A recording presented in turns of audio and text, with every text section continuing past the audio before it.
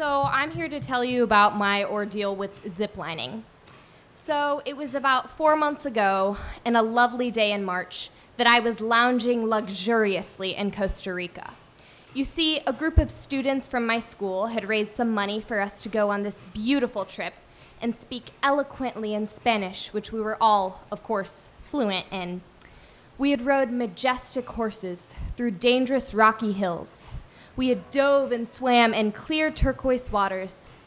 And now it was time for us to go ziplining in the emerald-colored mountains. We scaled the ancient tree one by one until we reached the top branch. It was rather difficult to see, I recall, as the clouds kept blowing in my face. The instructor showed us the rope. So, what you're gonna do is you're gonna grab this here rope. You're gonna slide along for a couple of miles until you reach the next stop. Try not to fall. Oh, and make sure to say, "Whee!" so we can post on our website about how much fun y'all are having. And with that, he pushed the first student off. Thud. Well, there, hope we don't get sued this time, He said. And so, this time,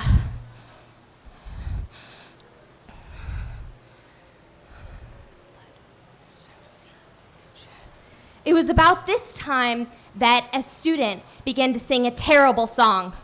"It's a long way down," he belted out, so loud that the sloths woke up from their trees and bolted down to the ground faster than jackrabbits with flaming tails. He began to bounce on the branch, laughing as he did so, and enjoying the fear in my eyes. But alas, the branch cracked. There was a bang. Well, there goes another one, said the instructor. I was becoming more and more anxious that his fate would befall me. This time, when another student set off, we heard a loud crash in the distance, followed by, "I made it!" I felt better, but then I heard a crack. So a teacher took off to tend to the student. Thud. The air was filled with sounds of crack, bang, thud, and the line was getting shorter and shorter. Finally, it was my turn. All right, you remember what to do. Hold on tight. And I was off. The view was incredible. I could see the sun setting in the distance in shades of vermilion, rose, and gold. The wind whistled through my hair, such a beautiful tune that it brought tears to my eyes. The mountains below were chartreuse green and full of life. Then I heard a noise.